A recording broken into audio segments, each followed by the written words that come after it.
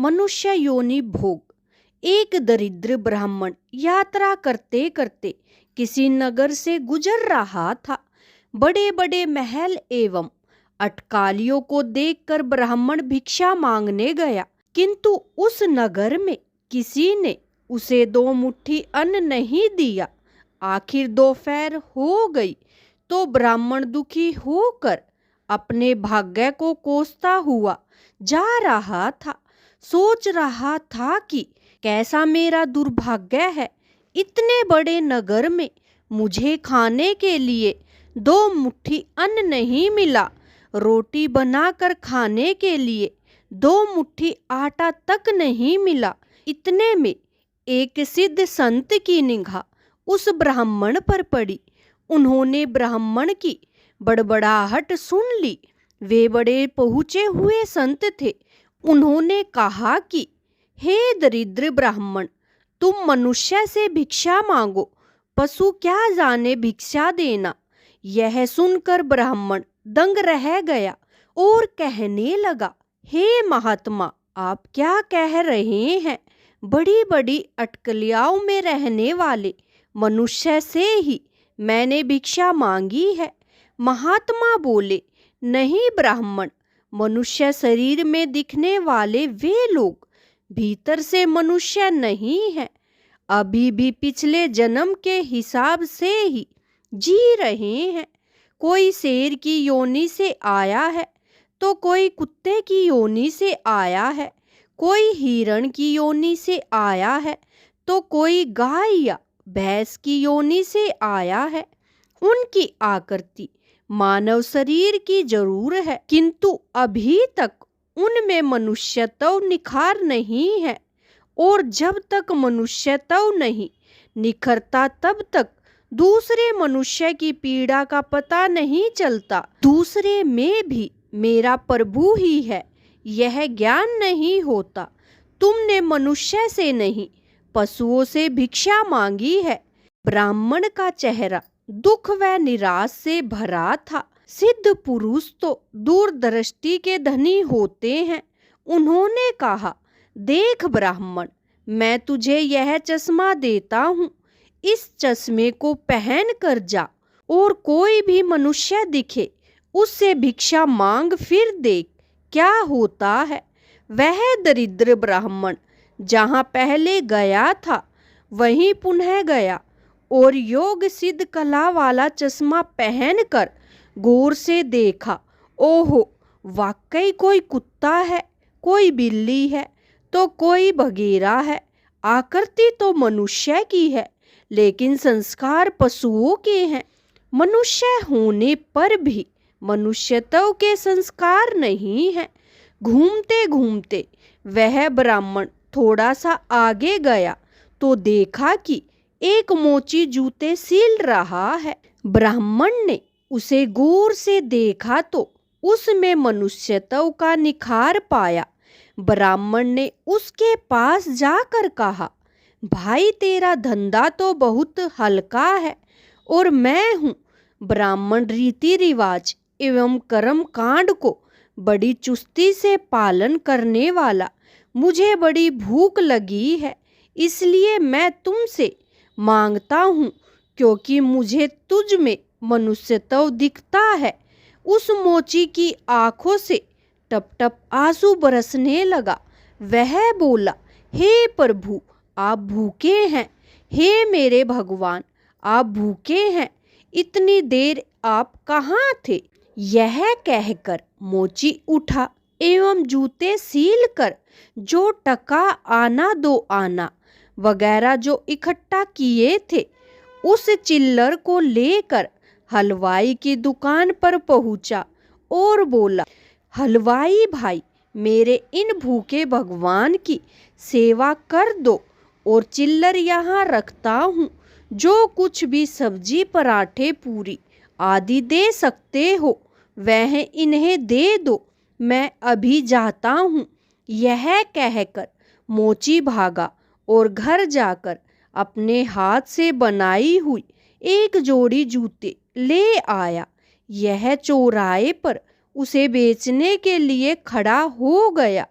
उस राज्य का राजा जूतियों का बड़ा शौकीन था। उस दिन भी उसने कई तरह की जूतियां पहनी, किंतु किसी की बनावट उसे पसंद नहीं आई, तो किसी का नाप नहीं आया।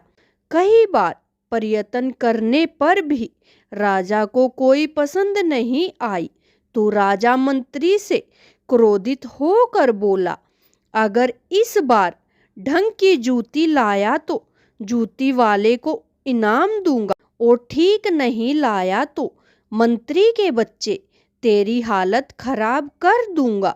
देव योग से मंत्री की नजर इस मोची के रूप में खड़े असली मानव पर पड़ गई, जिसमें मानवता खिली थी, जिसकी आंखों में कुछ प्रेम के भाव थे, चित्त में दया करुणा थी। ब्राह्मण के संग थोड़ा रंग लाना था। मंत्री ने मोची से जूती ले ली एवं राजा के पास ले गया। राजा को वह जूती एकदम फिट आ गई, मानो वह जूती राजा के नाम की ही बनी थी। राजा ने कहा, ऐसी जूती तो मैंने पहली बार पहन रहा हूँ। किस मोची ने बनाई है यह जूती? मंत्री बोला, हजूर यह मोची बाहर ही खड़ा है। मोची को बुलाया गया। उसको देखकर राजा की भी मानवता थोड़ी खिली। राजा ने कहा, जूती के तो 5 रुपये होते हैं, किंतु यह 5 रुपयों वाली नहीं, 500 रुपयों वाली जूती है। जूती बनाने वाले को 500 और जूती के 500, कुल 1000 रुपये इसको दे दो। मोची बोला, राजा जी तनिक ठहरिए, यह जूती मेरी नहीं है, जिनकी है उसे मैं अभी ले आता हूँ। मोची जाकर विनय पूर्वक उस ब्राह्मण को राजा के पास ले आया और फिर राजा से बोला, राजा जी यह जूती इन्हीं की है। राजा को आश्चर्य हुआ। वह बोला, यह तो ब्राह्मण है, इसकी जूती कैसे? राजा ने ब्राह्मण से पूछा तो ब्राह्मण ने कहा, मैं तो ब्राह्मण हूँ, यात्रा करने निकला हूँ। राजा, मोची जूती तो तुम बेच रहे हो। इस ब्राह्मण ने जूती कब खरीदी और बेची? मोची ने कहा, राजन मैंने मन में ही संकल्प कर लिया था कि जूती की जो रकम आएगी वह इन ब्राह्मण देव को ही दूंगा। जब रकम इनकी है तो मैं इन रुपयों को कैसे ले सकता हूँ, इसलिए मैं इन्हें ले आया हूँ।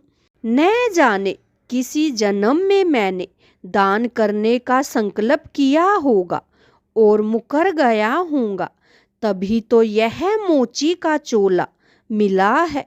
अब भी यदि मुकर जाऊं तो न जाने मेरी कैसी दुर्गति होगी। इसलिए हे राजन, यह रुपये मेरे नहीं हुए। मेरे मन में आ गया था कि इस जूती की रकम इनके लिए होगी। 5 रुपये मिलते तो भी इनके होते, और अब 1000 मिल रहे हैं तो इनके ही हैं। हो सकता है मेरा मन बेईमान हो जाता, इसलिए मैंने रुपयों को नहीं छुआ और असली अधिकारी को ले आया। राजा ने आश्चर्यचकित होकर ब्राह्मण से पूछा, ब्राह्मण मोची से तुम्हारा परिचय कैसे हुआ? ब्राह्मण ने सारी आप बीती सुनाते हुए सिद्ध पुरुष के चश्मे वाली बात बताई और कहा, राजन आपके राज्य में पशुओं के दर्शन तो बहुत हुए, लेकिन मनुष्यत्व का अंश इन मोची भाई में ही नजर आया। राजा ने कोतूहल वंश कहा, लाओ वह चश्मा मुझे भी दो, हम भी तो देखे। राजा ने चश्मा लगाकर देखा तो राज दरबारियों में उसे भी कोई सियार दिखाई दिया तो कोई हिरण, कोई बंदर दिखाई दिया तो कोई रीछ। राजा दंग रह गया। यह तो पशुओं का दरबार भरा पड़ा है। उसके मन में आया कि यह सब पशु हैं तो मैं कौन हूँ उसने आईना मंगवाया एवं उसमें अपना चेहरा देखा तो उसे शेर दिखाई दिया। उसके आश्चर्य की सीमा न रही। ये सारे जंगल के प्राणी और मैं जंगल का राजा शेर, यहाँ भी इनका राजा बनकर बैठा हूँ। राजा ने कहा, हे ब्राह्मण देव, योगी महाराज का यह चश्मा तो बड़ा गजब का है। वे योगी महाराज कहाँ होंगे? ब्राह्मण कहता है, वे तो तभी यहाँ से चले गए। ऐसे महापुरुष कभी कभी ही बड़ी कठिनाई से मिलते हैं। श्रद्धावान ही ऐसे महापुरुषों से लाभ उठा पाते हैं। बाकी तो जो मनुष्य के चोले में पशु के समान है, वे महापुरुष के निकट रहकर भी अपनी पशुता नहीं छोड़ पाते। ब्राह्मण ने आगे कहा, हे राजन, अब तो बिना चश्मे के भी मनुष्यत्व को परखा जा सकता है। व्यक्ति के व्यवहार को देखकर ही पता चल सकता है कि यह किस योनि में आया है। एक मेहनत करे और दूसरा उस पर हक जताए तो समझ लो कि वह सर्प योनि से आया है, क्योंकि बिल खोदने की मेहनत तो चूहा करता है, लेकिन सर्प उसको मारकर बिल पर अपना अधिकार जमा बैठता है। अब इस चश्मे के बिना भी विवेक का चश्मा काम कर सकता है और दूसरे को देखे उसकी अपेक्षा स्वयं को ही देखे कि हम सर्प योनि से आए हैं कि शेर की योनि से आए हैं, या सचमुच में हम में मनुष्यता खिली है। यदि पशुता बाकी है तो वह भी मनुष्यता में बदल सकती है। कैसे? गोस्वामी तुलसीदास ने कहा है, बिगड़ी जन्म अनेक की, सुधरे अब और आजू। तुलसी होए राम को, राम भजी तजी कसुमाजू। कुसंस्कारों को छोड़ दे, बस अपने कुसंस्कार आप निकालोगे तो ही निकलेंगे। अपने भीतर छिपे हुए पशुत्व को आप निकालेंगे तो ही निकलेगा। यह भी जब संभव होगा जब आप अपने समय की कीमत समझेंगे। मनुष्यत्व आए तो एक एक पल को सार्थक किए बिना आप चुप नहीं बैठेंगे। पशु अपना समय ऐसे ही गवाता है। पशुत्व के संस्कार पड़े रहेंगे तो आपका समय बिगड़ेगा। अतः पशुत्व के संस्कारों को आप बाहर निकालिए एवं अपने मनुष्यत्व के संस्कारों को उभारिए। फिर सिद्धि पुरुष का चश्मा नहीं, वरना अपने विवेक का चश्मा ही कार्य करेगा।